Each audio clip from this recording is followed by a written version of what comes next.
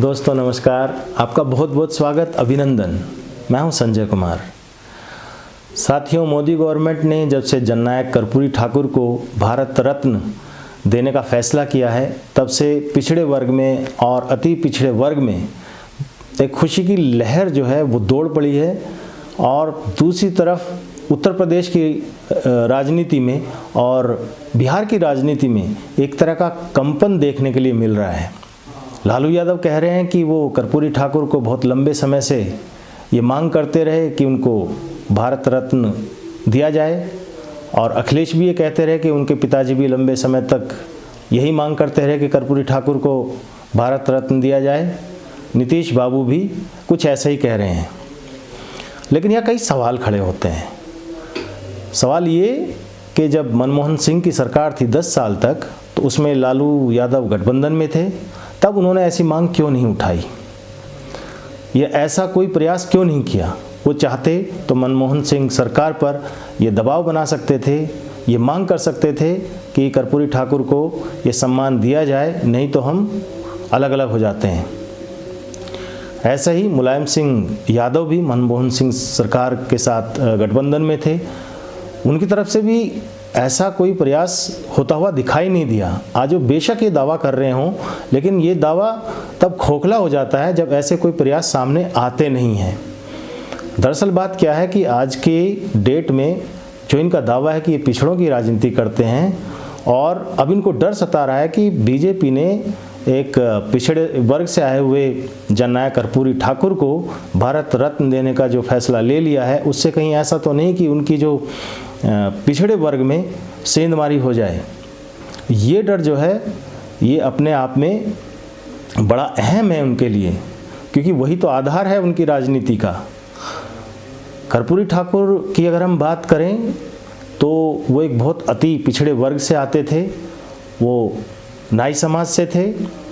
कर्पूरी ठाकुर ने अपने कम कार्यकाल में 2 बार सीएम रहे, वो डिप्टी सीएम भी रहे, कार्यकाल कम रहा, लेकिन इसके बाद भी उन्होंने कम समय में ही जो काम शोषितों के लिए, वंचितों के लिए, पिछड़ों के लिए, अति पिछड़ों के लिए किया, वो अपने आप में एक अमिट छाप छोड़ गया।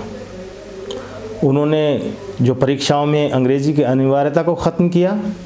एक तरह से ये कहावत उनके साथ जुड़ गई कि जब भी कोई विद्यार्थी बिना अंग्रेजी के पास होता था मैट्रिक, तो उसको बोल दिया जाता था कि ये कर्पूरी डिवीज़न से पास हुआ है। यही नहीं, जो सरकारी नौकरियों में पिछड़े वर्ग को आरक्षण देने की जो बात हुई, जो मांग की, वो करने वाले कर्पूरी ठाकुर ही थे। वो जीवन भर वंचितों के लिए, शोषितों के लिए, पिछड़ों के लिए काम करते रहे और उनकी लड़ाई लड़ते रहे। यही वजह है कि उनको जननायक की उपाधि दी जाती है आज भी। यही कारण है कि लोग आज भी उनका दिल से सम्मान करते हैं, उनको अपने दिलों में जगह देते हैं। आज के राजनेता देखिए, वो राजनीति में आते हैं, मुंह पे कुछ और होता है, दिल में कुछ और होता है। बताने के लिए होता है कि वो समाज सेवा के लिए आ रहे हैं, राजनीति में व्यवस्था बदलने के लिए आ रहे हैं, लेकिन असल में धरातल पर जब कहानी निकल कर आती है तो बिल्कुल उलट होती है। उनका आचरण, उनका व्यवहार, वो लोगों का विकास ध्येय नहीं रहता। ध्येय ये रह जाता है कि किस तरह से उनका विकास हो जाए, उनके चाहने वालों का विकास हो जाए। कर्पूरी ठाकुर जननायक यहाँ पर सबको मात देते हुए दिखाई देते हैं। वो शिष्य रहे लोकनायक जयप्रकाश नारायण के, राम मनोहर लोहिया के, और वो भी राजनीति में शुचिता के लिए जाने जाते हैं। वो जो शुचिता की वो बात राजनीति में कहा करते थे, उसको अक्षरश जो पालन किया वो कर्पूरी ठाकुर ने किया। उनके जीवन के अगर कुछ हम उदाहरण लें तो उनसे साफ हो जाता है कि उनका जो जीवन है वो कितना सादा था, कितना सरल था, कितना सहज था।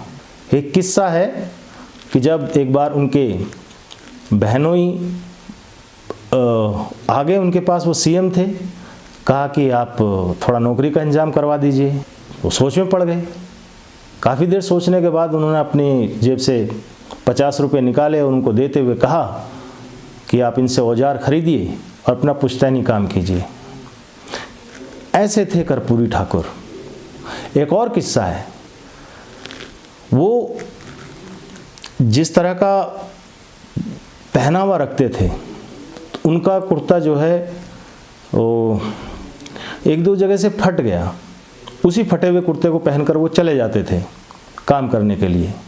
तो पार्टी के लोगों ने उसके लिए कुछ पैसा इकट्ठा किया और उनको देते हुए कहा कि आप इससे एक नया जो है कुर्ता ले लीजिए या सिलवा लीजिए और उसको पहन करके आप आया करिए। उस पैसे को भी जननायक कर्पूरी ठाकुर ने मुख्यमंत्री राहत कोष में जमा करवा दिया। तो ये थी उनकी सादगी, ये थी उनकी सरलता, ये थे उनके उच्च विचार। कितने नेताओं के मिलते हैं आज के जीवन में, राजनीतिक जीवन में। समाजवादी पार्टी हो या आरजेडी हो, दोनों दावा करते हैं कि वो पिछड़ों की राजनीति करते हैं, अति पिछड़ों की राजनीति करते हैं। लेकिन जहाँ लोहिया कहा करते थे कि पार्टी ही मेरा परिवार है, तो यहाँ इनका जो लक्ष्य है वो ये है कि परिवार ही मेरी पार्टी है। ऐसा देखने में सामने आ रहा है। एक तरफ जहाँ अपने रिश्तेदार को उन्होंने कह दिया कि आप अपना पुश्तैनी काम कीजिए, वहीं दूसरी तरफ आज के समाजवादी हैं जो पिछड़ों के लिए बात करते हैं, उनके हक की लड़ाई की बात करते हैं। कितना लड़ते हैं, कितना वो ठाठ और वैभव से रहते हैं, ये किसी से छिपा हुआ नहीं है। कर्पूरी ठाकुर के तो जो पिताजी थे, वो जब सीएम थे कर्पूरी ठाकुर, उस वक्त तक अपना पुश्तैनी काम करते रहे थे। तो भारत सरकार ने जो फैसला लिया कर्पूरी ठाकुर को भारत रत्न देने का, ये अपने आप में एक ऐतिहासिक फैसला है और इसकी गूंज आगे आने वाले समय में सुनाई देती रहेगी। आज के लिए इतना ही। फिर किसी और मुद्दे पर आपके सामने हाजिर होते हैं। तब तक के लिए नमस्कार, जय हिंद, वंदे मातरम।